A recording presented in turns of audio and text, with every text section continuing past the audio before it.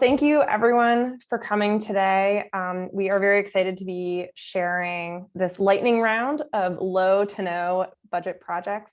I'm Kate Meyers Emery. I'm a 30-something woman with brown shoulder length hair, and I'm wearing a blue denim shirt, and I have lots of bright, colorful things in the wall behind me. Got a record on the wall and some other fun things. My pronouns are she, her, and today I'm speaking at the George Eastman Museum in Rochester, New York, which is located on the ancestral, traditional, and contemporary lands of the Haudenosaunee, specifically the Seneca Nation. Jessica, do you want to do a quick introduction? Hi, everyone. I'm Jessica BrodeFrank. I use the pronoun she, her. I am also a 30-something woman with brown shoulder length hair, wearing a nice striped blazer to try and look somewhat appropriate while working from home. I am located on the traditional unceded homelands of the Council of the Three Fires, which include the Ojibwa, Odawa, and Potawatomi nations. Though I am in Chicago, so we have many nations here as well. And I think we can kick off now because we have quite a few projects to get in a little bit of time. So let me see here. All right, so this kind of began as me just throwing out a prompt, and that was when MCN did the call for papers. I shared that I was really interested in hearing about projects that were not well funded. I wanted to know about all of those low to no budget, scrappy digital things that people had done using like a handful of toothpicks, an old iPhone, and like scraps of paper that they gathered around the house. Like I wanted to know about those things that were wins, but didn't require like grant funding or partnering with other people or having amazing donors. Like I wanted to know what like the lone technologists like me were out there doing. And it was great because Jessica almost immediately responded, and we got a lot of other people saying either, yes, this is what I do all the time, or hey, I would love to hear what these projects are like. So we decided to pull together a great group of people.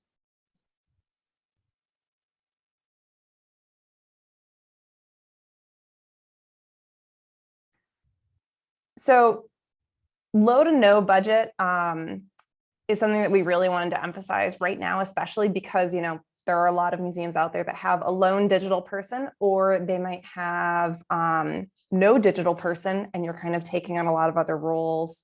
Many museums have no or low projects to do digital, but these same museums want to find ways to educate, to engage, to get people excited, especially now that we're looking at kind of this hybrid world where people expect some of that digital content.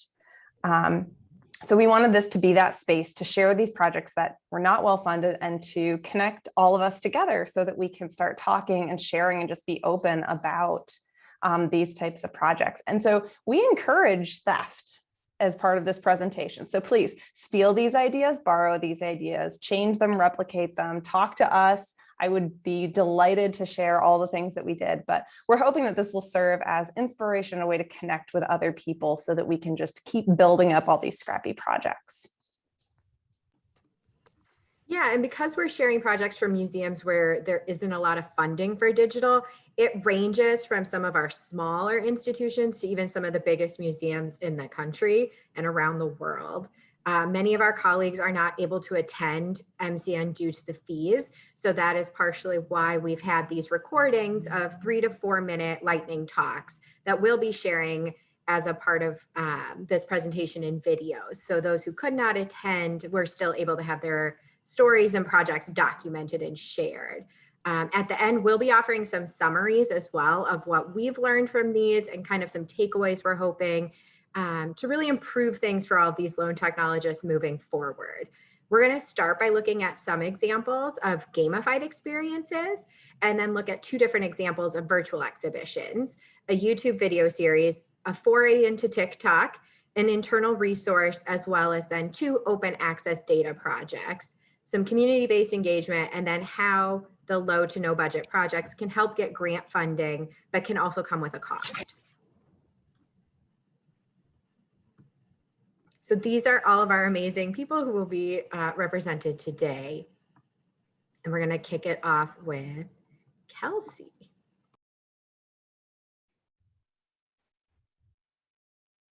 Hi everyone, I'm going to be talking today about how to build a choose your own adventure game using SurveyMonkey or really any other survey platform. For a quick intro, my name is Kelsy Edgerton, my pronouns are she, her, and I'm a reservations assistant with Visitor Services at the Legislative Assembly of Alberta, located on Treaty 6 territory. I also get to work with our programs team, especially during the pandemic when everyone pivoted. Just a quick caveat on this, we do have a paid SurveyMonkey plan. Since we've had this plan for quite a while for the purposes of surveying visitors, creating this game was not an additional cost for us, but you do need a paid plan to access the survey logic. We wanted to create a resource to support learning about our democratic process and wanted this resource to be accessible to teachers and students on their own time without requiring them to book a program with us. It also had to be engaging and fun. Ultimately, we decided to create a choose your own adventure game, and after some research, we built it using SurveyMonkey. This is a bird's eye view of the game, with each column representing a step in the game. Because we are using it to teach a specific concept that requires everyone to pass a law at the end, the narrative is quite linear. However, we used a bunch of survey logic techniques to make each experience unique. The choices you make in each step impact both the narrative and your future choices. In fact, there are 2,329,067,520 paths through the game. First, we introduce the players to the scenario. For us, it's that they are an elected official with an idea that they want to make into a law. All narrative is written in the second person, which helps to insert the player into the game. We also use videos to introduce each new stage of the game. They work to break up the text and add humor, and they add accessibility for different learning styles. I just want to show this first question here because it's a great example of a basic question with no logic applied to it. As you can see, we do often use a narrative component before the question because it's a game and we don't want it to feel like a quiz or a survey where you just go through and answer a bunch of questions in a row. Two types of survey logic used are shown here. In question 12, the answer is typed in by players. We validate that answer to ensure that it's a whole number between 200 and 299. If it's out of those parameters, they get an error message. In question 13, we use question and answer piping. This allows you to take a previous answer and insert it into a future question or answer. Here, the number chosen in question 12 by the player is inserted where it says Q12 in the answers. Skip logic is where, depending on the answer chosen, the player will be directed to a specific page of your choosing. We used it to branch out from the main narrative, as illustrated by the pink triangles.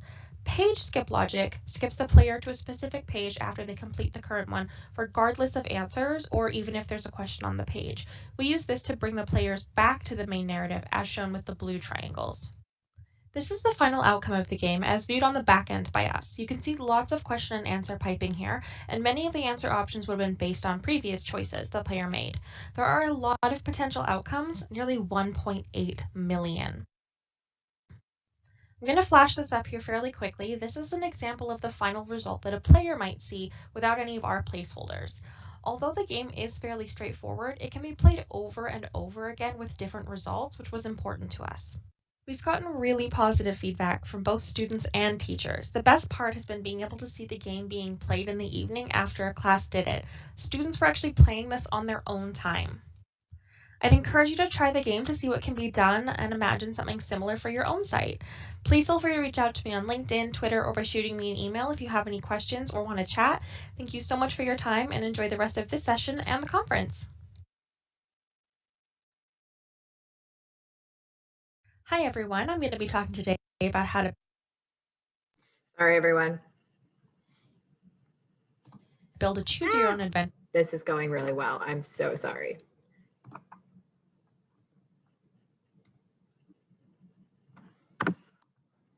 Hi everyone, I'm going to be talking.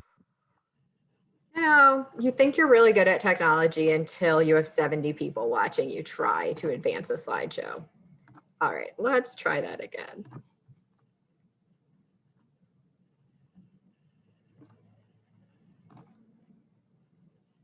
Hello, I'm Amy, a PhD candidate at Nottingham University in the United Kingdom, and I'm researching the intersection of museums, video games, and interpretation, exploring how video games can respond to many ways in which interpretive practice is developing, as well as exploring how to overcome barriers and encourage museums to become game makers.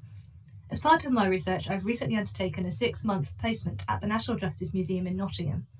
Working in collaboration with the museum, the brief was to design and develop a short video game in creative response to objects from their collection for an upcoming exhibition around the theme of ingenuity. As well as this, I wanted to test my research by utilising a selection of game mechanics and affordances that meld well with interpretive theory and practice. For the game, entitled Hardcraft, we used a free online open source software called Twine, which is designed for beginners and used to create interactive stories and simple games. I must preface this with the admission that I did have some previous training and experience in using the software from my master's degree, but also that Twine has a great many detailed guides and tutorials available online for free. Indeed, as part of my placement, I created a guide to using Twine for the museum staff and ran practical training in the software. Twine runs in HTML, which is the same language used by the internet. In order to use Twine, you only need an internet browser, and all completed Twine projects will play in any internet browser. No need for additional software or platforms. And although it's certainly of some benefit to learn the basics of HTML in order to build more complex experiences, the default Twine format, which is called Harlow, has recently been updated to include a toolbar which, with a few clicks, will do most, if not all, of the coding work for you. It's entirely possible to make a short game in Twine without typing a single line of code yourself. In fact, at its simplest level, the basis of all Twine games are hyperlinks, like Wikipedia, which link passages or pages to build interactive branching narratives. And of course, with a little research into the other functions of the software, you'll find that Twine is also capable of much more. Additionally, the Twine community was incredibly friendly and helpful. Whenever I had problems, all I had to do was head to the Twine forums, and someone who actually understands code was usually able to point out where I'd gone wrong. Hardcraft also relied in a different way upon the generosity of the Twine community. It uses a bit of code written and published to the public domain for free by a Twine forum user called Chapel, who created the Harlow audio library, which allowed us to properly implement a soundtrack within the game. Whilst the majority of the game was created solely on the Twine software, because Twine is HTML based, it can pull media from anywhere on the internet and use it in the game, which adds further customization options. This includes things like fonts, photos, videos and audio, many of which we used. Basically, if it exists on the internet, you can use it in a Twine game, and Twine can also use local storage, or files stored on your computer, so offline media can also be included. As such, for Hardcraft, which was designed to be non-commercial, we used a mixture of Creative Commons images and sounds alongside objects and photos from the National Justice Museum's own collection. The images were drawn from a couple of sources, mainly unsplash.com, which is a site specifically for artists to upload images under a free use license, whilst logos were made on Canva, again using Creative Commons imaging.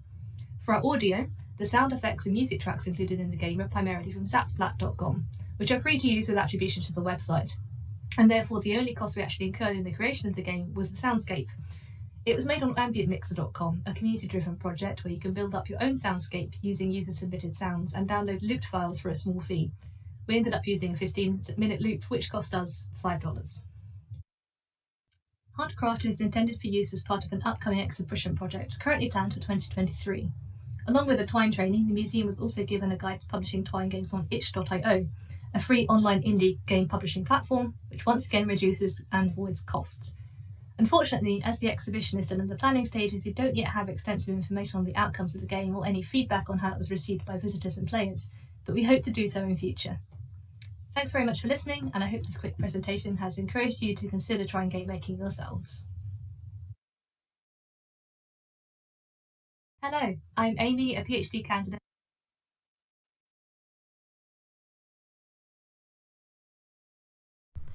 Hi, I'm Jenny. I'm a freelance museum educator, digital specialist and open source advocate.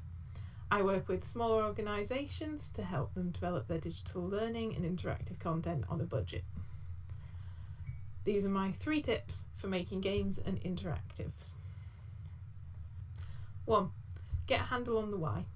Start with a solid pedagogical or practical reason for developing your interactive, and everything else will come so much easier afterwards.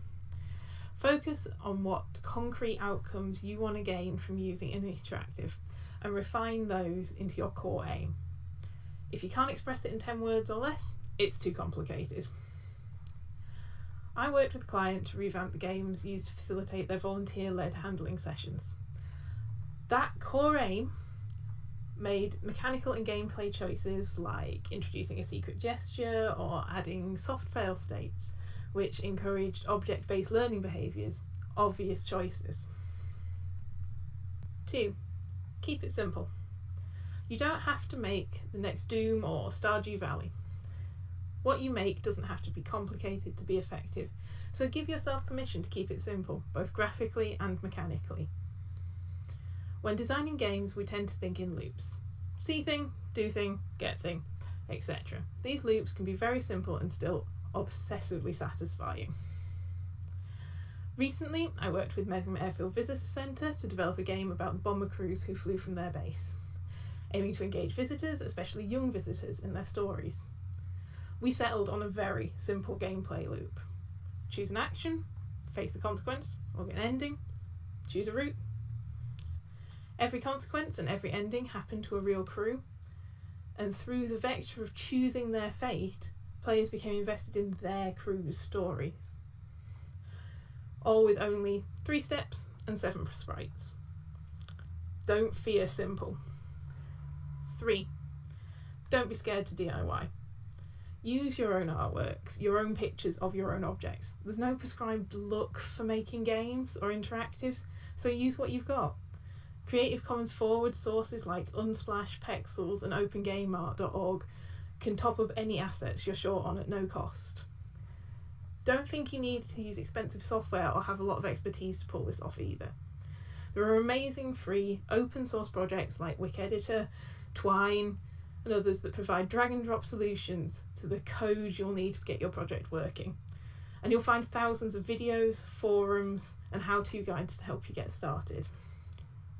The only thing developing a game or an interactive needs to cost you is time. So, those are my 3 tips for making digital projects. You can find me and write-ups on my previous projects, including a how-to for a Raspberry Pi Interactive, on my website.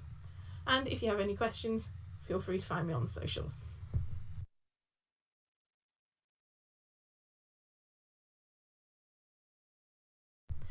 Hi.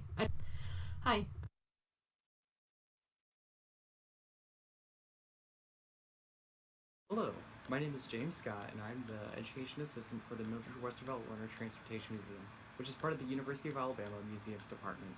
For my low to no budget exhibit, the exhibit which was planned for summer 2020, had been forced to move to a digital platform instead of a physical exhibition. The summer exhibit was a partnership with the Alabama Museum of Natural History, which usually hosts an exhibit on insects for the event called Bama Bug Fest. In 2019, we were able to have a live in-person event, which featured both live insects for the public to view on the day of the event, and a photo exhibit featured throughout the summer. With 2020's forced shutdown, I was prompted with the task of finding a way of sharing the exhibit portion of the event, knowing that it was not going to be a physical exhibit. I brainstormed and created a digital exhibit highlighting the work of the University of Alabama's Blunt Scholars Program from spring 2020. In which the students were to take between 50 and 100 photos of insects and layer them in a photo stacking post-production style to create extremely detailed images. This resulted in the exhibit Details Unseen, The Hidden Secret of Bugs, which was showcased by using Adobe Spark in less than 3 months. Using Spark was rather easy, as everything can be done online and I believe for free if you don't have access to the Adobe Creative Cloud. By taking the students' final project photos, a description of their bug, along with why they chose it for their school project, the exhibit just needed to be created. The biggest hurdle came from designing the exhibit, having never used Spark. Luckily, it is all rather straightforward in a drag and drop configuration, but it's still pretty limited in how creative you want it to be. Some things can go here, but not there. You're kind of limited to the size of photos that are put in versus being able to control it the way that you want it to be done.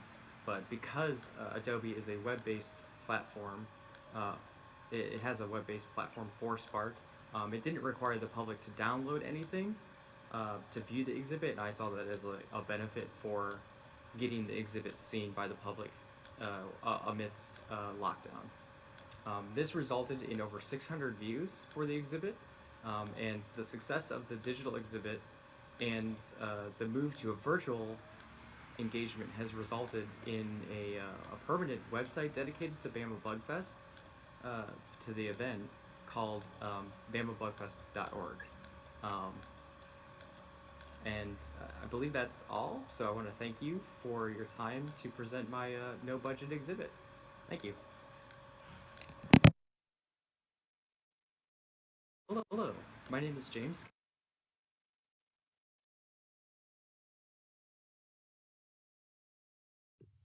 Hello, my name is Casey Wooster, and I am the Collections Assistant at Governor's House Library in St. Augustine, Florida.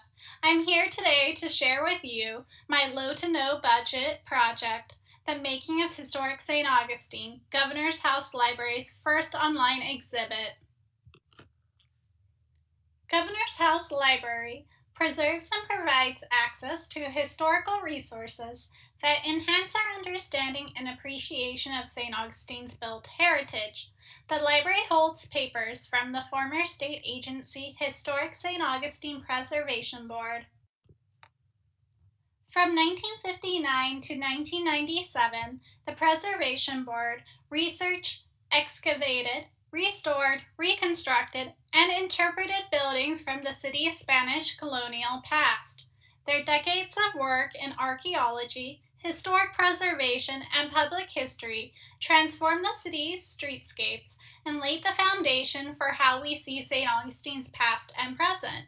Yet many visitors and locals alike today do not know the story behind the agency's reimagination of the colonial presidio.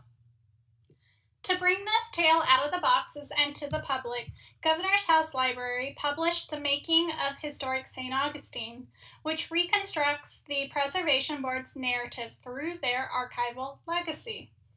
Utilizing Esri ArcGIS story maps, we highlighted digitized primary resources available through the University of Florida digital collections.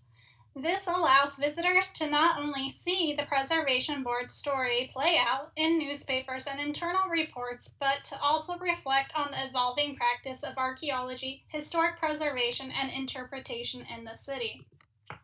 Next, we told the Preservation Board story by connecting stories. Hyperlinks interweave the many people, events, and objects tied to the Preservation Board's 40-year tenure. The cross-linking abilities of digital platforms like ArcGIS story maps creates new opportunities for non-linear storytelling and discovery. We use this as a chance to bring our digital initiatives together from across platforms such as WordPress and UF Digital Collections.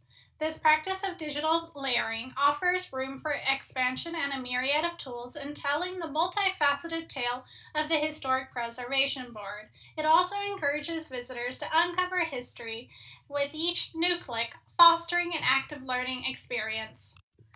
We concluded The Making of Historic St. Augustine with an interactive map illustrating the Preservation Board's lasting impact on the city's built landscape. Visitors travel through the streets of today and 1764 with the overlaying of Juan Alexio de la Puenta's map. The map spins bridge the centuries while providing snapshots into each site's stratified past. If this is a project that interests you, here are a few of the advantages I uncovered along the way. The fact that ArcGIS Online is free and offers many tutorials, the ability to connect via hyperlinking existing digital work and primary resources, room to customize and experiment with embedding images, videos, maps, and much more. As for challenges, ArcGIS Online does not do everything. Moving forward, Governor's House Library intends to continue to engage our community and beyond through digital storytelling. Make sure to follow along at govhouse.uflib.ufl.edu and on Facebook and Instagram at GovHouse Library. Thank you for your time. We hope you enjoyed our project. Hello.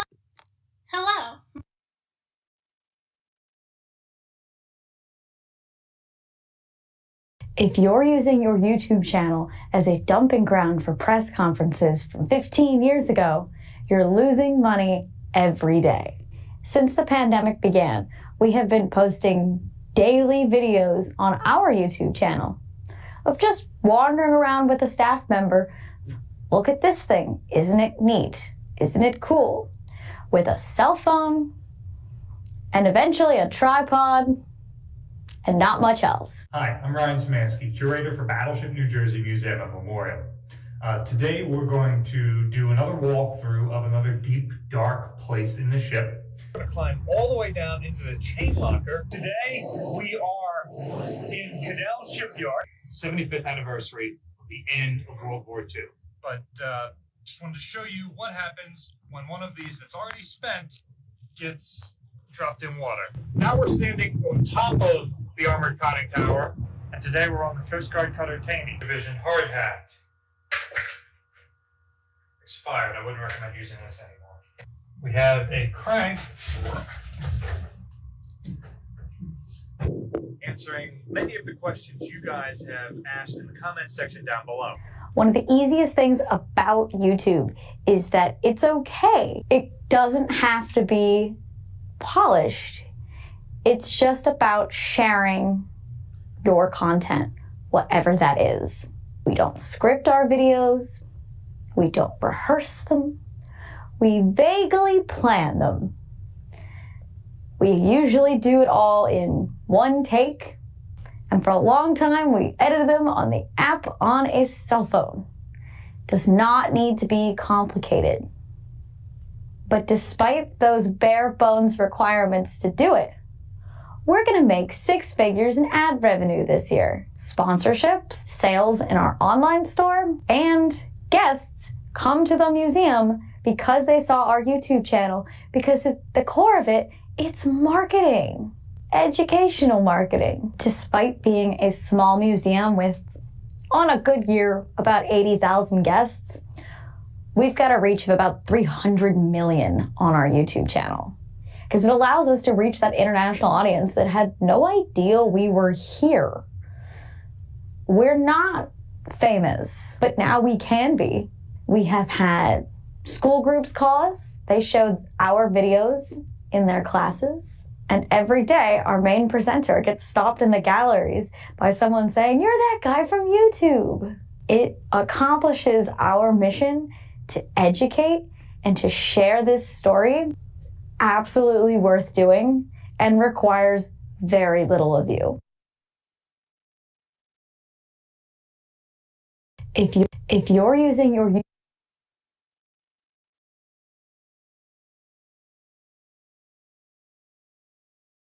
Hello, I'm Seema Rao, Deputy Director and Chief Experience Officer of the Akron Art Museum. And before you listen to me, download TikTok and immediately follow the Akron Art Museum. That's what I'm talking about today.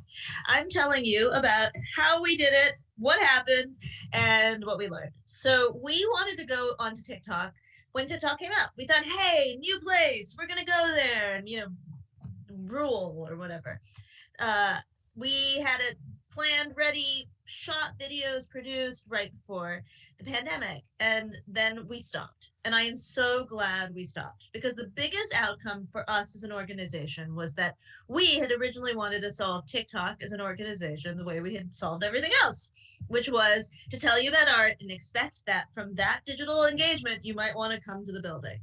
And when the pandemic happened, we had just finished a digital strategy. And one of our center points of our digital strategy was we wanted to seize on the opportunity of being a small to medium-sized modern and contemporary museum, not in a tourist city. Akron is 45 minutes south of Cleveland. And we decided that's the opportunity that we can do things that are different.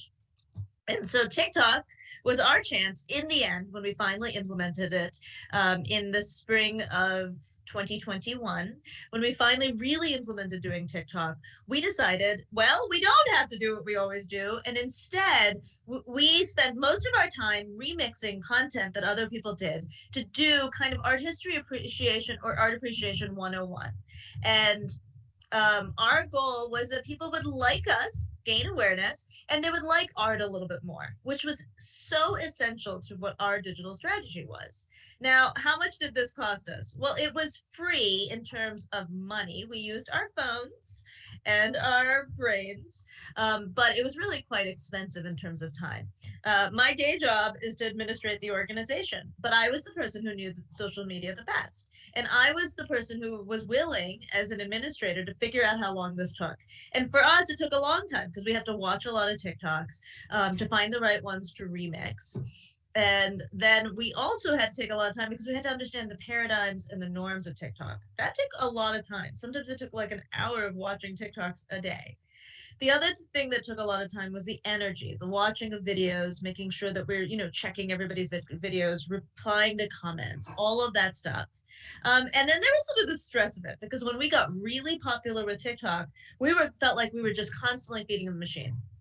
So the final thing we learned, and an important outcome, is to say uncle. We decided that we would take a digital sabbatical, and we took a month off of TikTok. It certainly put a huge ding in our numbers, but we had already done really well. In 3 months, we had more than 3 million views. So we felt like it was worth it for our sanity. And you will see if you watch our TikTok soon that we will have many more faces, not just mine. And I, as administrator, are now ready to really train people to understand how much is worth it for us and how much isn't. So in the end, the biggest outcome, free isn't free. Time and staff energy are worth more than any dollars and cents. And it's worth really thinking out how much you use them. So watch our TikToks.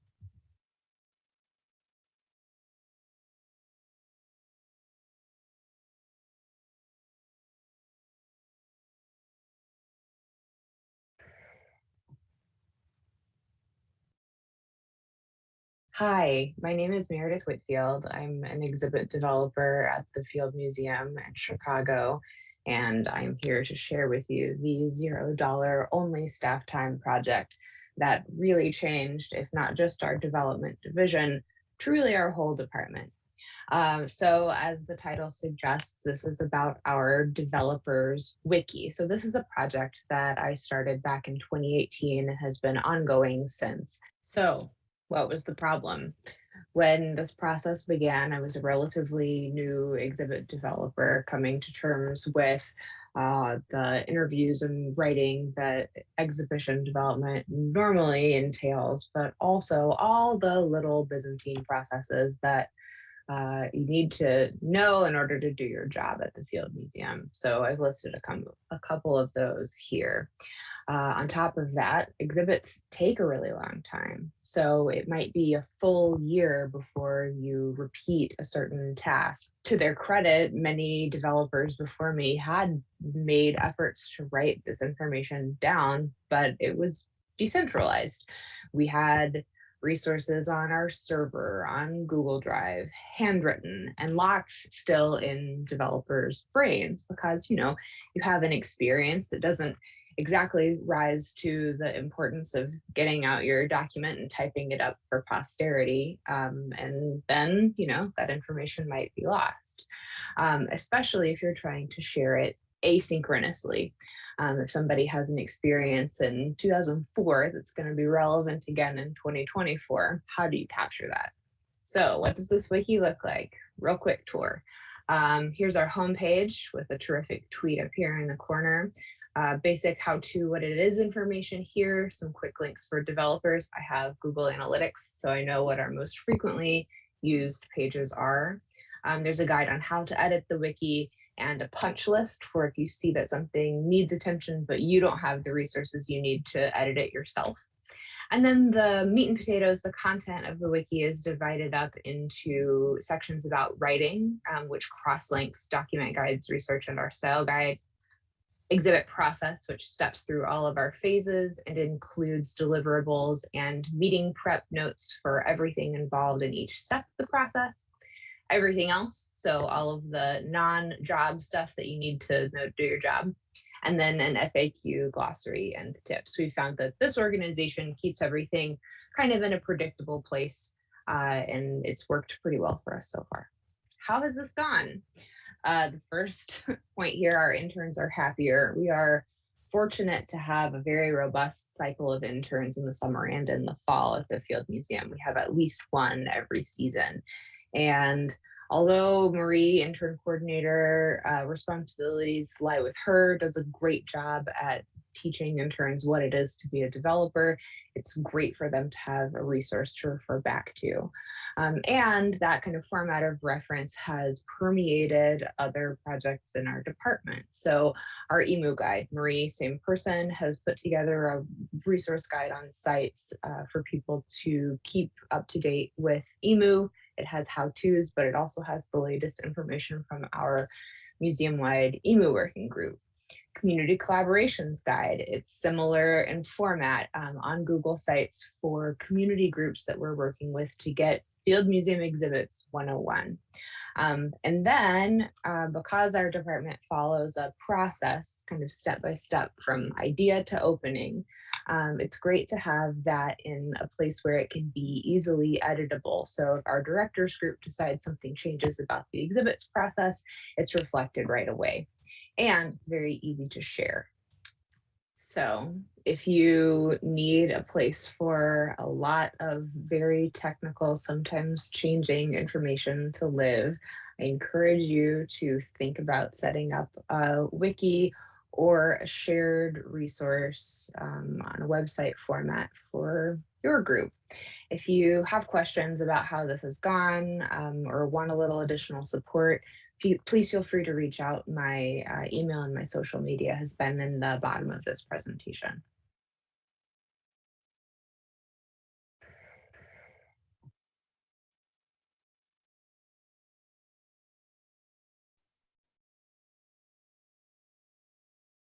Hi everyone, my name is Colin Brooks and I'm the Senior Developer at the Whitney Museum of American Art in New York, and I'm going to be talking to you today about open access.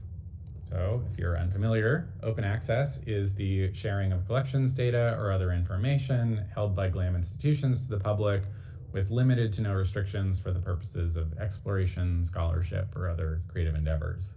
What this often means in practice, especially for art museums, is data set releases on GitHub online where you can show up and download some of these files and get a bunch of information on artists or artworks in these institutions' collections. Here is the mobile one, just for example, on artworks. You can see it really is just a bunch of columns and a bunch of data. So what was our project? It was really to start exporting these CSV spreadsheets on a weekly or other regular basis. It was to write a script so that we could add them to GitHub so people could download these files in a place that they would expect. And it was to publicize the existence of this kind of stuff a bit on our website. So what was the project really? It was getting curators, research staff, and legal on board, all of whom had differing levels of technical competency, understanding of what open access is, and why you would want to do something like this.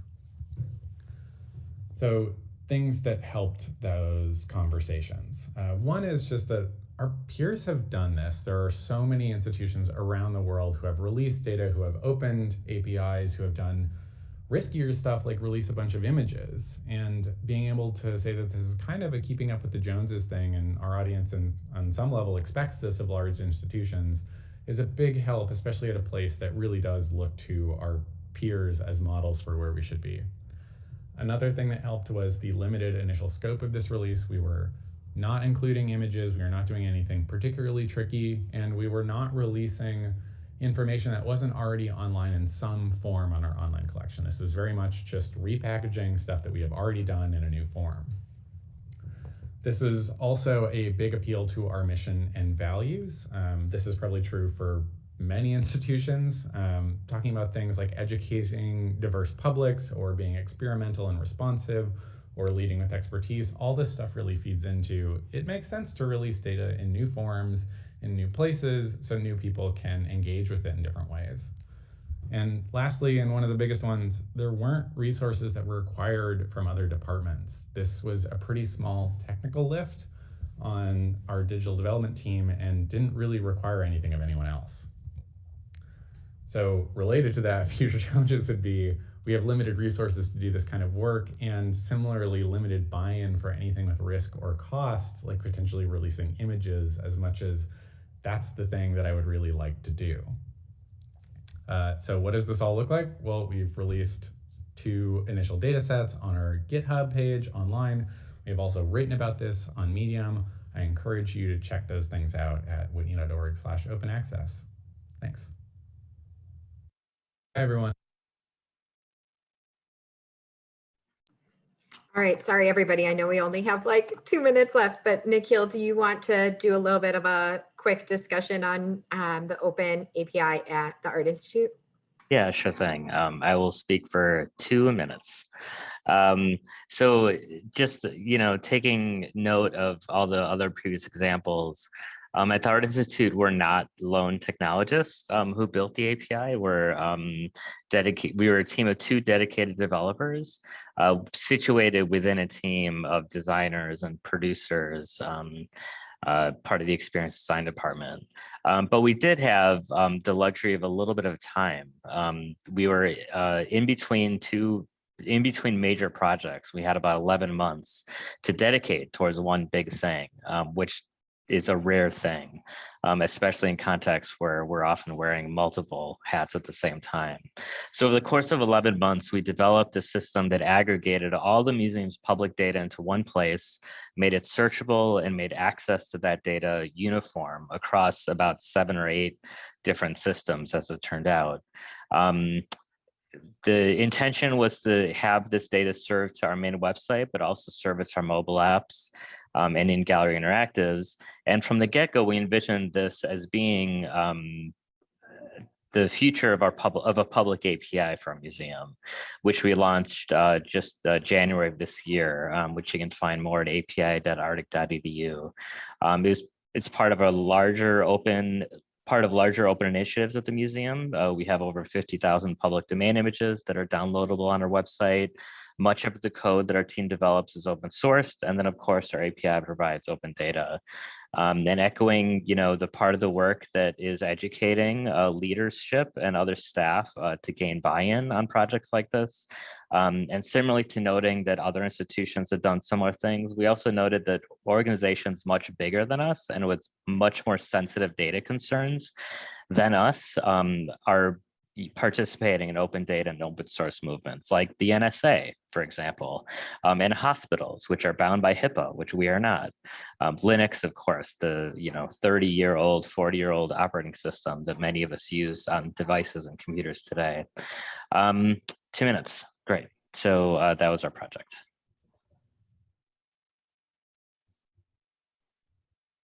Thanks so much. And thank you to everyone who was able to share these projects.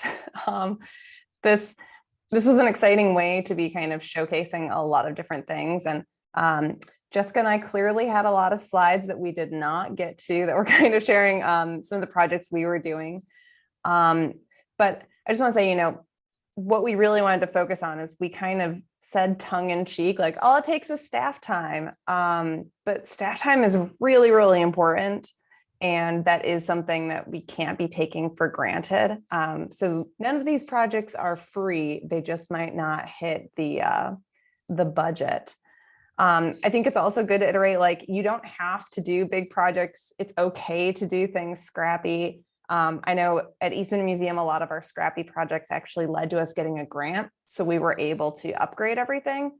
But our #1 video is still like a scrappy video somebody made in their bedroom showing how to turn a room to a camera obscura.